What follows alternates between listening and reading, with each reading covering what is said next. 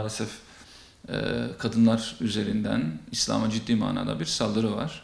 Bu saldırı yapanlar şüphesiz ki İslam düşmanları. Bunun ilk önce adını koymak lazım.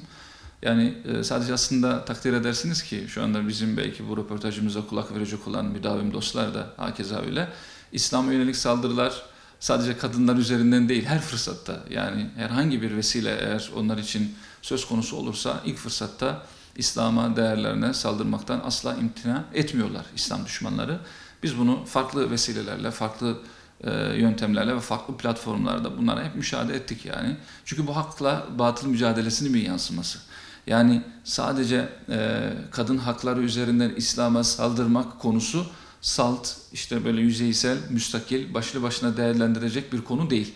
Onun öncesinden bağlantısını koparak değerlendirmek de konuyu eksik değerlendirmek kabiliğinden olacaktır. Zira bunların temelinde yatan şey hak ile batıl mücadelesinin bir yansımasıdır.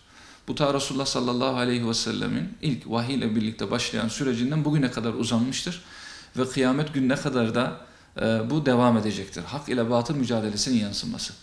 Şimdi biz bugün kadınlarımız, namuslarımız üzerinden, başörtülerimiz üzerinden, kılık kıyafetimiz üzerinden İslam'a yönelik saldırıların temelinde hak-batıl mücadelesinin olduğunu biliyoruz.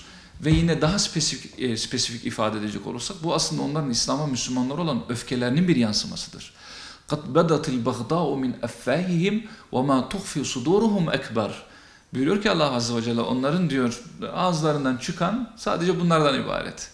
Yani onların size yönelik yansıttıkları öfke, ağızlarından çıkanlar bunlardan ibaret. Ama içlerinde size yönelik besleyip de söylemedikleri çok daha büyüktür buyuruyor Allah Azze ve Celle ayet-i kerimesinde. İşte kadınlarımız üzerinden İslam'ı karalamak, işte çağ dışılık olarak ifade etmek, pardüsüyü, giyimi, kuşamı, İslami tesettür ahkamını, bunların hepsinin çağ dışı olarak ifade edilmesi tamamen İslam'a yönelik buğzun, İslam'a yönelik kinin, öfkenin bir ifadesidir. Tabi böylelerine Kur'an cevap veriyor. Mutu bi gayrikum. Yani öfkenizden ölün, geberin, gidin diyor Allah Azze ve Celle. Dolayısıyla bu İslam'a, Müslümanlara, değerlerine ve özellikle de kadınlarımız üzerinden yapılan saldırıyı bu hak-batıl mücadelesinden ve onların İslam'a olan öfkelerinden bağımsız değerlendirmek çok doğru olmayacaktır. Bakınız özellikle Anadolu topraklarında biz Osmanlı Hilafet Devleti yıkıldıktan sonra Cumhuriyet o enkazın, Osmanlı Hilafeti enkazının üzerine kurulduktan sonra Cumhuriyet'in İslam'a ve Müslümanlara özellikle Doğu coğrafyası için söylüyorum. Oradaki sırf kimliklerinden ötürü Kürt kardeşlerimize yönelik nasıl zulmettiğini biz biliyoruz. Bu neyle izah edilebilir? Bu tamamen onların İslam'a ve Müslümanlığa olan bağlılıklarıyla izah edilebilir. Yani orada toptan böyle topyekün bir temizlik yapılmadı mı? Sırf İslami duruşlarından, İslami kimliklerinden sahip oldukları İslami hassasiyetlerinden ötürü.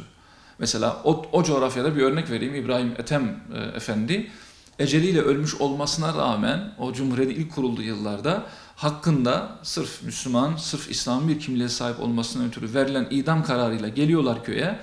Ama adam eceliyle zaten ölmüş, defnetmişler yani. Ama o kadar öfke dolular ki İslam'a eceliyle ölmüş ve medfun olan kimseyi çıkarıp tekrar idam sehpasında sallandırmışlardır yani. Dolayısıyla biz İslam'a ve Müslümanlara yönelik herhangi bir saldırıyı onların İslam'a ve Müslümanlara olan düşmanlıklarından kopuk değerlendirmemiz doğru olmayacaktır. Şimdi daha spesifik sorumuza gelecek olursak başörtüsü ya da en azından kadınlar üzerinden İslam'a yönelik saldırı özellikle Avrupa'nın bu Müslümanların değerlerini sahip olduklarını böyle küçümsemek, alçaltmak, değersiz hale getirmek için yapılmış olan bir eylem. Şimdi kadın hakları konusunda Avrupa'nın hiçbir söz söyleme hakkı yok. Herkes haddini, hududunu bilecek, yerini bilecek yani. Bu konuyla alakalı çok samimi söylüyorum. Bakınız bu özellikle kardeşlerimizin dikkatlerine de sunmak gayesiyle söylüyorum yani. Bu konuda söyleyebilecek, söz söyleyebilecek en son kişi Avrupa'dır. İslam düşmanlarıdır. Çünkü bugün Avrupa hani birilerinin bizim coğrafyamızdan da hareketle söylüyorum kadın hakları, başörtüsünü çağ dışılık olarak ifade eden zihniyetin kaynağı neresi? İşte laikliğin beşiği olan Fransa, demokrasinin beşiği olan İngiltere yani Avrupa diyebiliriz kısacası değil mi?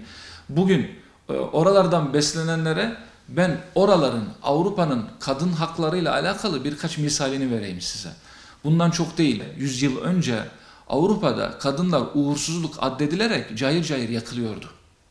Yani bugün kadın hakları diyerekten İslam'a ve Müslümanlara fırsat bularak vuran, ezmeye çalışan, karalamaya çalışan o Avrupa var ya, o batı zihniyeti bundan birkaç yüzyıl önce uğursuzluk addettiği için kadınları cayır cayır yakıyordu. Uğursuzluk saydığı için evine hapsediyordu. Çarşıya salmaktan imtina ediyorlardı, bereketsizlik ve uğursuzluk getirir diye. Ben kendim tahsilimi Avrupa'da yaptım. Hollanda'da yaptım. Kadın haklarının ne demek olduğunu, onların nasıl muamele yaptıklarının tarihçesini bizzat okudum. Ve inanın tarihleri karanlık. Dolayısıyla kadın haklarına yönelik herhangi bir, İslam'a yönelik böyle bir ithamda bulunmak onların yapabileceği en son şey. Zira biz kadın haklarını 1300-1400 yılı önce veda hutbesinde Efendimiz Aleyhisselatü Vesselam'dan öğrendik. Size kadınlarınızı Allah'ın birer emaneti olarak bırakıyorum dedi, subhanallah. Sıradan bir emanete nasıl sahip çıkarız? Gözümüz gibi, hele ki bu emanet Allah Azze ve Celle'nin bize tevdi ettiği bir emanetse, varın gelin nasıl sahip çıkacağımıza siz düşünün. Siz kadınlarınızı, Avrupa'ya yönelik hitaben söylüyorum, siz kadınlarınızı cayır cayır öfkenizden, kininizden ya da uğursuzluk addettiğinizden dolayı yakarken, bundan 1300-1400 yıl önce İslam o kadınları, yaktığınız kadınların ayaklarının altına cenneti sermişti. Dolayısıyla biz kadın haklarını falan sizden öğrenecek değiliz. Herkes bu anlamda yerini, yurdunu, haddini, hududunu bilecek. Şimdi biz bakıyoruz ki hani Allah Azze ve Celle İslam ilk geldiğinde بِاَيِّ ذَنْبٍ قُتِلَتْ neden öldürülmüştü o kız çocukları? اِذَا بُشِّرَ أَحَدُهُمْ بِالْاُنْثَى ظَلَّ وَجْهُهُ مُسْوَدًّا وَهُوَ كَظِيمٌ onlara kız çocuğu müjdelendiğinde yüzleri öfkeden, böyle mahcubiyetten kıpkırmızı olurdu diyor Allah Azze ve Celle. Şimdi böyle bir zihniyeti İslam geldi, kadınları ayaklarının altına cennet serilen bir nimet addetti yani. Allah'ın bir emaneti olarak bize tevdi etti. Şimdi böylesi kadınlara bütün hakları, hukukları korunması gereken bir namus gözüyle bakan İslam'a daha düne kadar kadınlar cahil cahil yakan Avrupa kadın haklarını öğretmeye kalkıyor. Bu tamamen onların İslam'a ve Müslümanlara yönelik öfkelerinden kaynaklanmaktadır. Ve İslam tarihi, dikkat edin lütfen, özellikle takipçi kardeşlerimizin de dikkatlerine burayı sunmak istiyorum. Tarihte kadınları koruyan şüphesiz ki İslam'dı. Bakınız Efendimiz Aleyhisselatü Vesselam buyuruyor ki bugün kadınlarımızı koruyamıyoruz. Daha hatırlamıyorum tarihini, yanılıyorsam siz düzeltin. Samuray kılıcıyla İstanbul'da doğranmıştı. Sokak ortasında kızcağız evine giderken. Koruyamıyoruz. Batı koruyamıyordu evet, ama biz bugün Batı, yani beşeri nizamlarla yönetildiğimiz coğrafyamızda kadınlarımızı da yine hakkıyla koruyamıyoruz. Halbuki bakıyoruz ki Efendimiz Aleyhisselatü Vesselam bir hadis-i şerifinde اِنَّمَا الْاِمَامُ جُنَّةٌ يُقَاتَلُ مِنْ وَرَائِهِ وَيُتَّقَابِ İmam bir kalkandır, onun arkasında korunur ve onunla savaşılır buyuruyor. Şimdi biz bu hadis-i şerifi ben kitaplarda okuyarak öğrendim. Ama Aleyhisselatü Vesselam bizzat tatbik etti. Beni Kaynuka Yahudilerine karşı Aleyhisselatü Vesselam sefer düzenlediğinde niçin düzenlemişti? Bir kadının tesettürüne Yahudilerin el sürmesinin neticesinde. Hakeza mutasım billah. Ey esir kadın, seni o zalimlerin elinden, kafirlerin elinden kurtarmadan Allah'ın helali bana haramdır diye Allah'ın helal kıldığı içeceği dahi içmemişti mutasım billah. İslam kadına böyle değer veriyordu ve veriyor da şüphesiz. Ama yine coğrafyamızda yaşanılan kadınlara yönelik onların namuslarını koruyamıyor olma gerçeğini de bugün üzerimize tatbik edilen beşeri nizamlardan kopuk değerlendirmemek gerekir diyorum.